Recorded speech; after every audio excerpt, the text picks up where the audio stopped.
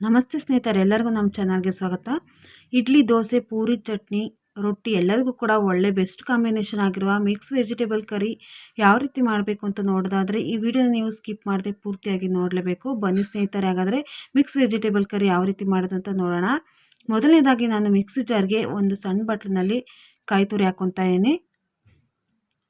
ಮತ್ತು ಸ್ವಲ್ಪ ಕೊತ್ತಂಬರಿ ಸೊಪ್ಪು, ಮತ್ತು ಸ್ವಲ್ಪ ಪುದೀನ,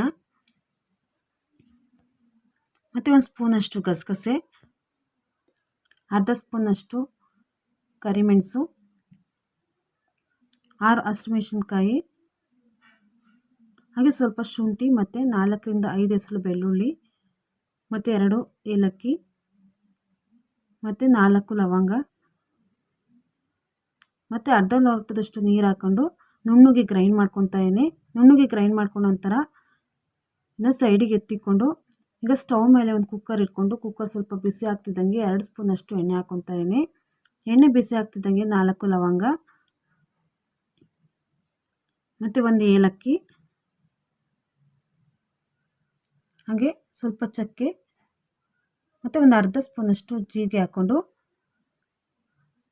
ಜೀರಿಗೆ ಸ್ವಲ್ಪ ಬಿಸಿ ಆದ ನಂತರ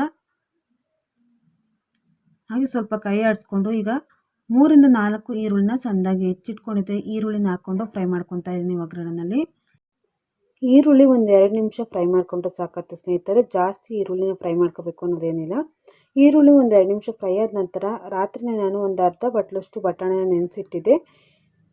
ಈಗ ನೆನೆಸಿರುವ ಬಟಾಣಿನ ಹಾಕ್ಕೊತಾ ಇದ್ದೀನಿ. ಹಸಿ ಬಟಾಣಿ ಏನಾದರೂ ಸಿಕ್ಕರೆ ನೀವು ಹಸಿ ಬಟಾಣಿನ ಹಾಕ್ಕೊಬೋದು. ಈಗ 2 ಕ್ಯಾರೆಟನ್ನು ಸಣ್ಣದಾಗಿ ಹೆಚ್ಚಿ ಹಾಕ್ಕೊತಾ ಇದ್ದೀನಿ.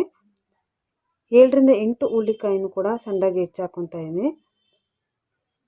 ಮತ್ತು ಒಂದು ಆಲೂಗೆಡ್ಡೆನ ಸಣ್ಣದಾಗಿ ಹೆಚ್ಚಿ ಹಾಕ್ಕೊತಾ ಇದ್ದೀನಿ. ಮತ್ತು ಒಂದು ಸಣ್ಣ ಗೆಡ್ಡೆಕೋಸನ್ನು ಕೂಡ ಸಣ್ಣದಾಗಿ ಹೆಚ್ಚಿ ಹಾಕ್ಕೊತಾ ಇದ್ದೀನಿ. ಮತ್ತು 2 ಟೊಮೊಟೊನ ಸಣ್ಣದಾಗಿ ಹೆಚ್ಚಿ ಹಾಕ್ಕೊತಾ ಇದ್ದೀನಿ.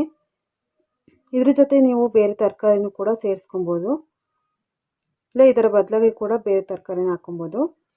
ಎಲ್ಲ ತರಕಾರಿನ ಚೆನ್ನಾಗಿ ಮಿಕ್ಸ್ ಮಾಡ್ಕೊಬೇಕು.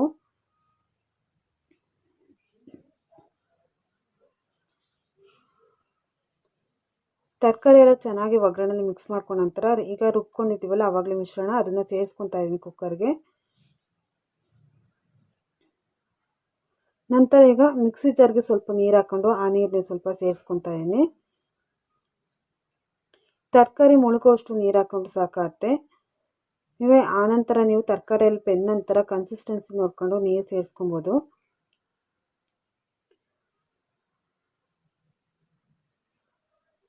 ತರಕಾರಿ ಮತ್ತು ರುಬ್ಬಿರೋ ಮಿಶ್ರಣ ಹಾಕಿದ ನಂತರ ತರಕಾರಿ ಮುಳುಗೋಷ್ಟು ನೀರು ಹಾಕ್ಕೊಂಡು ರುಚಿಗೆ ತಕ್ಕಷ್ಟು ಒಂದು ಅರ್ಧ ಸ್ಪೂನಷ್ಟು ಉಪ್ಪು ಹಾಕ್ಕೊಂಡು ಕುಕ್ಕರ್ ಮುಚ್ಚಳ ಮುಚ್ಚಿ ಒಂದು 3 ವಿಸಲ್ ಕೂಗಿಸ್ಕೊತಾ ಇದ್ದೀನಿ. ತರಕಾರಿ ಮತ್ತು ಮಸಾಲ ಒಟ್ಟಿಗೆ ಹಾಕಿರೋದ್ರಿಂದ 3 ವಿಸಲ್ ಕೂಗಿಸ್ಕೊಬೇಕು. ನೋಡಿ, ಈಗ 3 ವಿಸಲ್ ಕೂಗಿದ ನಂತರ ಈಗ ವಿಸಲ್ ತೆಗೆದು ನೋಡ್ತಾ ಇದ್ದೀನಿ. ತರಕಾರಿ ಎಲ್ಲ ತುಂಬ ಚೆನ್ನಾಗಿ ಬೆಂದಿದೆ. ತರಕಾರಿ ಮತ್ತು ಮಸಾಲ ಕೂಡ ಚೆನ್ನಾಗಿ ಮಿಕ್ಸ್ ಆಗಿದೆ. ನೋಡಿ ಸ್ನೇಹಿತರೆ, ನೀವು ನೋಡ್ತಾ ಇರ್ಬೋದು ತರಕಾರಿ ಮತ್ತು ಮಸಾಲೆ ಯಾವ ರೀತಿ ಚೆನ್ನಾಗಿ ಮಿಕ್ಸ್ ಆಗಿದೆ ಅಂತ. ಮಸಾಲೆ ಕೂಡ ನಾನು ಜಾಸ್ತಿ ಹಾಕಿಲ್ಲ, ಆದ್ದರಿಂದ ಟೇಸ್ಟು ಕೂಡ ತುಂಬಾ ಚೆನ್ನಾಗಿರುತ್ತೆ. ಒಬ್ಬೊಬ್ಬರಿಗೆ ಅಷ್ಟು ಮಸಾಲೆ ಇಷ್ಟ ಆಗಲ್ಲ, ಅದರಿಂದ ನಿಮಗೆ ಯಾವ ರೀತಿ ಬೇಕೋ ಆ ರೀತಿ ಮಾಡ್ಕೊಬೋದು.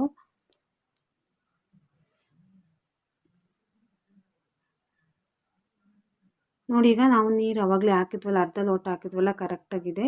ನೀರು ಜಾಸ್ತಿನೂ ಆಗಿಲ್ಲ ಕಡಿಮೆನೂ ಆಗಿಲ್ಲ. ನೀವೀಗ ಕನ್ಸಿಸ್ಟೆನ್ಸಿ ನೋಡಿಕೊಂಡು ನೀರು ಸೇರಿಸ್ಕೊಬೋದು. ಮತ್ತು ರುಚಿ ನೋಡಿಕೊಂಡು ನಿಮಗೆ ಉಪ್ಪು ಸ್ವಲ್ಪ ಕಡಿಮೆ ಅನಿಸಿದ್ರೆ ಉಪ್ಪು ಕೂಡ ಸೇರಿಸ್ಕೊಬೋದು.